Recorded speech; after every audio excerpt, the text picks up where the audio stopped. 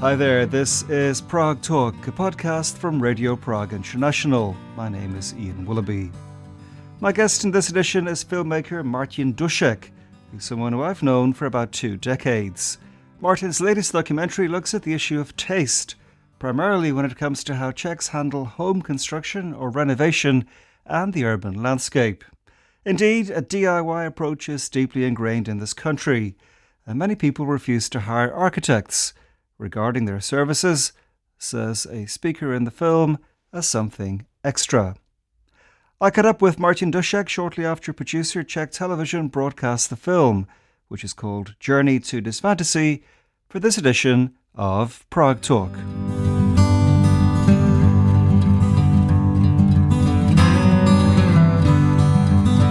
As in some of your previous documentaries, you yourself are an active kind of character in your new film. What is the appeal of that approach for you, of putting yourself kind of front and center? Well, I think it's like, in a way, it's easier to be there and to control the situation. So it's quicker to get to something.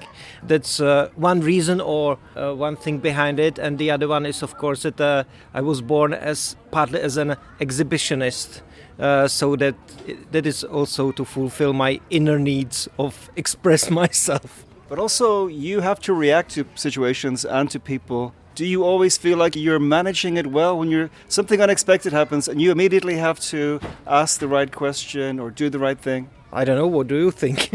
I think you're skilled at it, but I wonder sometimes if you have moments where you think afterwards, I'm having a bad day, I could have done that better. Well, sure, but you have to prepare for it. You know, for example, when I was doing this Mein Kreu, that was about me going to the Sudeten-German meeting in Germany in a special full costume I've constructed myself. I knew that perhaps they will not be, all of them, they won't be like okay with me being there, taking part.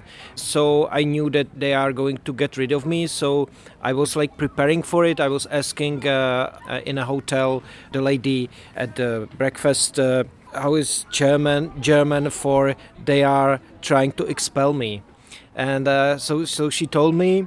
And because my German is naturally funny, I remember it in a wrong way, and then I was shouting some funny, distorted way of the sentence. So that's how usually it works. Well, tell us about the new film and what was the original idea for it? Well, in the time of COVID, I was spending a lot of time in our house in Northern Bohemia, and I was writing a script for a feature film there.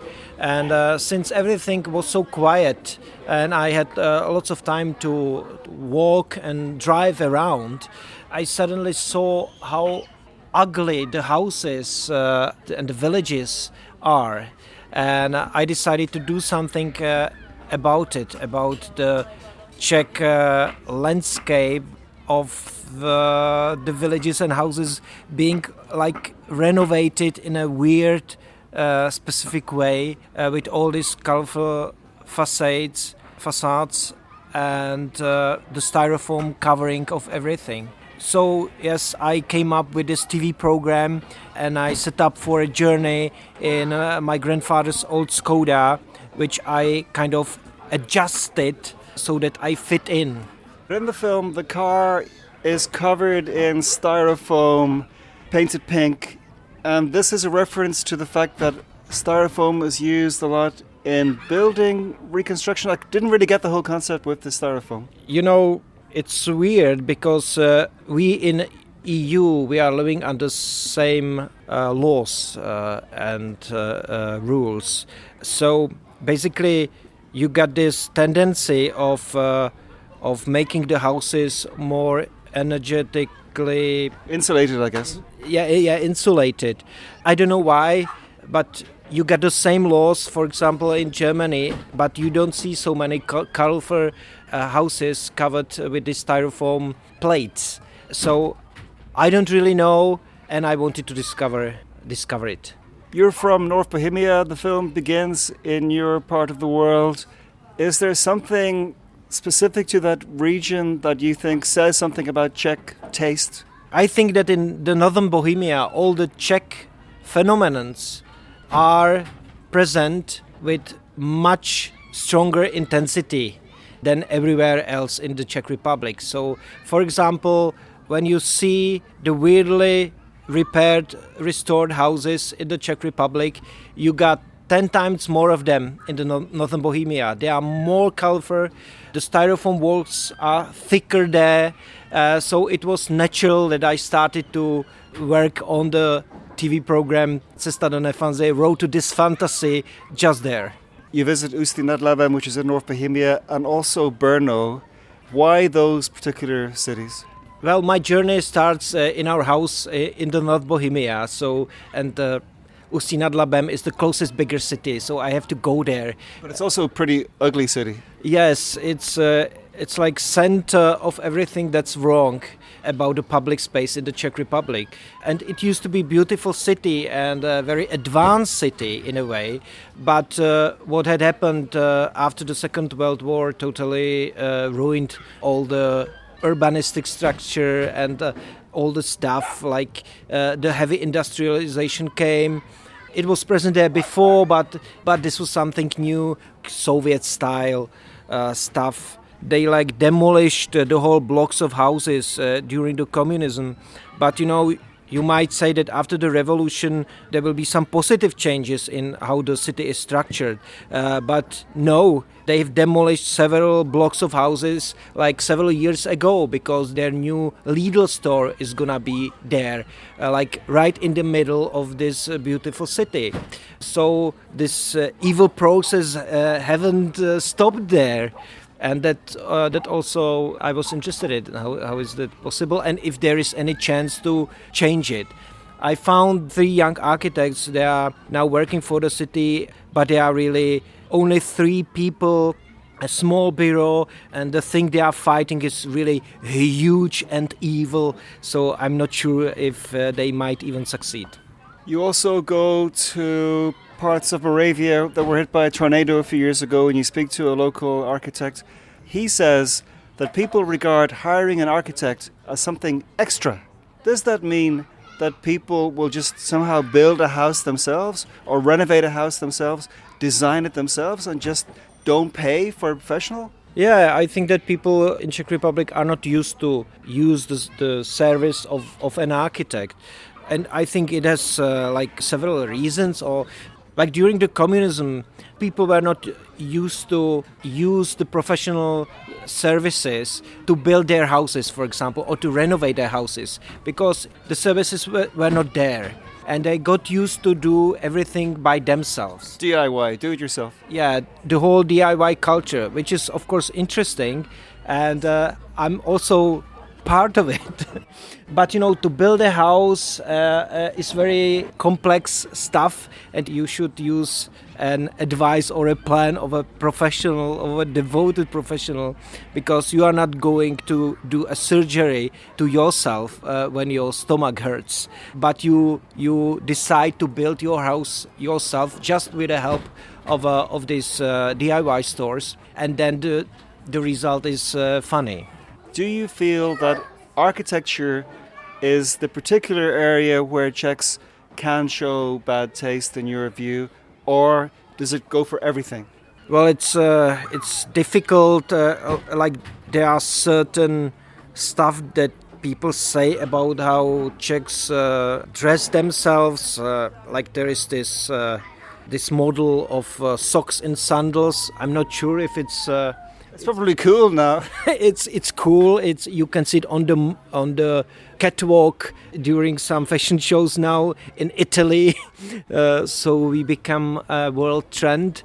You got this this habit of wearing some sports clothing for everyday life, like a snowboard jacket just around the city. Yeah, but I registered that this is also coming in fashion, or it's becoming a trend also. So you can make fun of it, but for example, when you go to Vienna, I think the people are dressed like very similarly like the Czechs. Well, I wanted to ask you, this was my main question. Is there something specifically Czech, or is there a specific type of Czech bad taste? Well, I'm not sure, but I was more like concerned with the landscape and with the houses, and cities in my documentary, maybe, and lack of urban planning mostly in the cities and Czech villages, because the villages are not and cities are not developing in a good manner. Then people have to use certain tools, and all the situation is distorted, and that's like not visually appealing, but also it's not good for everyday life of the people. For example, in the village where we do have our house, there is so heavy traffic and nobody does anything with it, and it's not even necessary. So the people are getting those concrete fences which are ugly, and like they limit their view and their contact with its surroundings. And of course it's partly in their nature that they don't care much about their surroundings and they care just about the garden, so the connection is not there naturally, but this is even enhancing these characteristics, for example. So the whole stuff is more complicated than just about socks and awful facades, but it's more like structural. One big aspect of life, I believe, in this country is low wages, especially outside Prague. Is poverty or simply a lack of money a factor in all of this? If people won't spend money on an architect, is it because they're just poor? Well, of course that you can say that the cheap solutions are ugly, and that's why they are getting them. But when you see for example, houses of the people that do have money, they are even uglier because they have more money to spend on ugly stuff. So I don't think that poverty is the issue. That's one thing. And the second thing is that an architect, a good architect, can also save you some money. And some basic materials that are okay, that they are natural and authentic, are not necessarily expensive. So people just are not thinking like that. Somebody told me that the idea of using these municipal architects' offices is quite a new thing and that it's actually successful. Was that your impression, that these people like you met in Ústí, that they are making some kind of impact, not only in Ústí but in other cities and towns also? Yes, it's getting better, and like lots of cities, even my hometown Česká Lípa, they now have the manuals concerning the public space, so how should the advertisement look like on the buildings, etc. So it certainly has some positive development, or people are starting to think about this kind of stuff. You know, the thing as an Irish person that I find most annoying here is shop fronts, because you can have any kind of design on the front of your shop in this country. It can be ugly as hell, it can be totally out of character with the rest of the street, and no one stops you. It feels like, to me anyway, anything goes.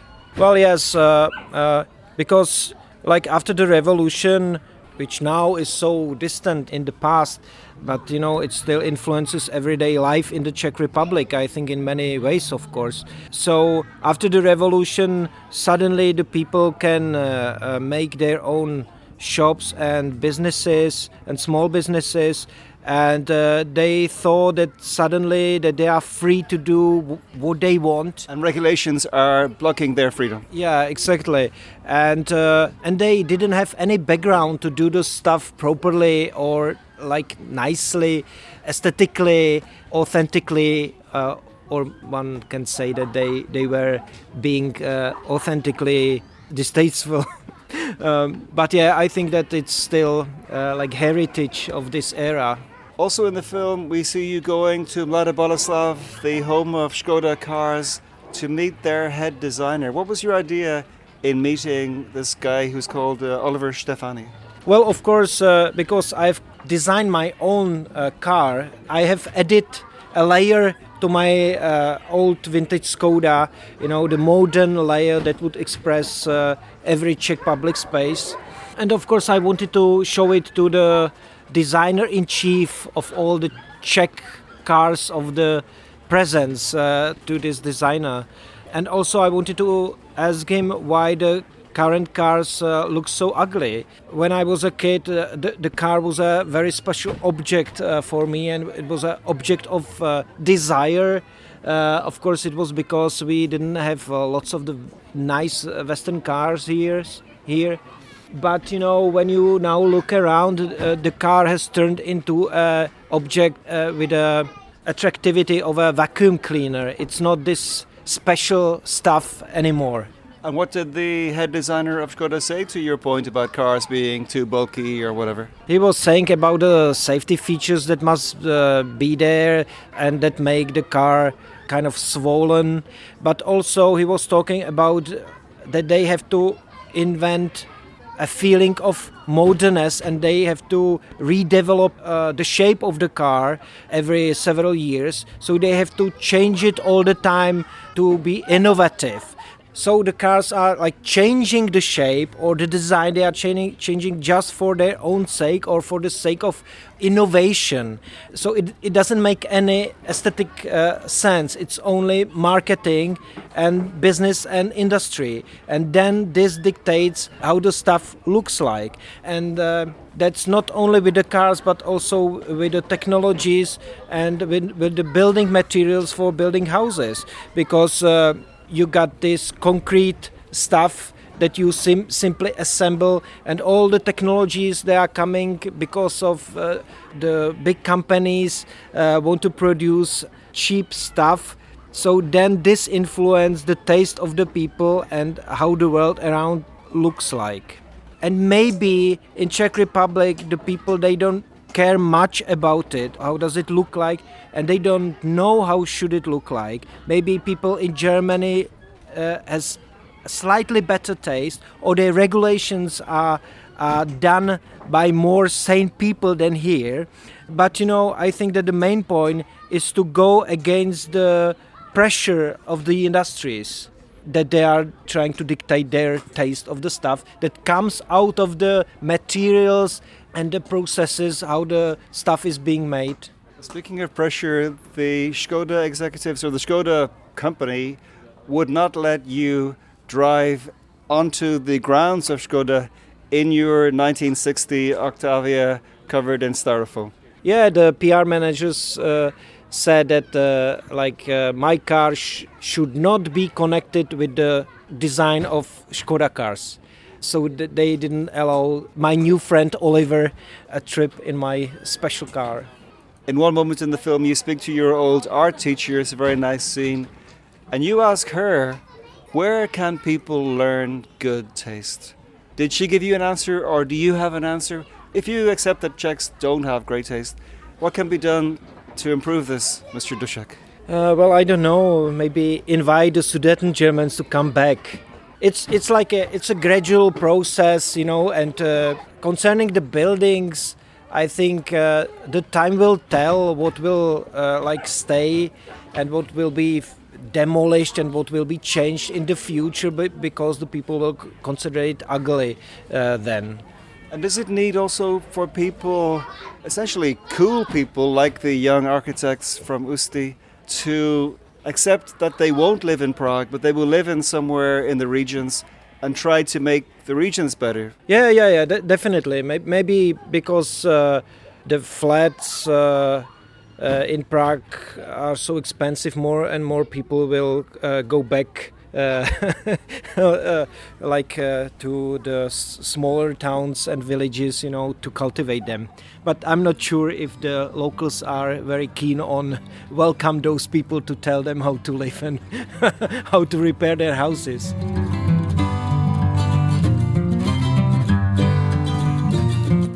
Many thanks indeed to director Martin Dušek for speaking to me for this edition of Prague Talk, a podcast from Radio Prague International.